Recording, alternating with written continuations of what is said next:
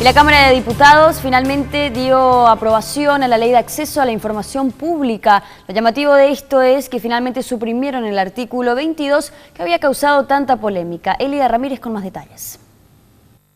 Tras un largo debate y argumentando que la normativa constituye un elemento fundamental para la transparencia, diputados aprobaron esta tarde la Ley de Acceso a la Información. Uno de los artículos más cuestionados fue el 22, que finalmente fue modificado.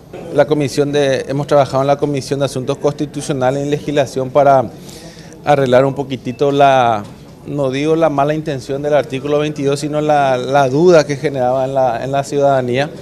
Y bueno, yo creo que hoy queda una modificación totalmente transparente y que se adapta a los nuevos tiempos. Claro, ya existe suficiente legislación que menciona lo que se considera información reservada, además del sentido común. Yo entiendo que hace muchos años, cuando todavía recién estábamos, digamos que recién entrando en lo que era la libertad de expresión en nuestro país después de la dictadura, se cometieron algunos excesos, pero los medios de comunicación, los periodistas, la prensa en general ha evolucionado y ha madurado, y creo que también tiene un criterio propio que sabe que cierto tipo de información de vital importancia no puede ventilar porque podría poner en peligro ciertas situaciones. La normativa permitirá que cualquier ciudadano pueda acceder a datos de instituciones del Estado en un plazo no mayor a 15 días. A partir de ahora, el proyecto queda a consideración de los senadores. Elida Ramírez, Red Guaraní.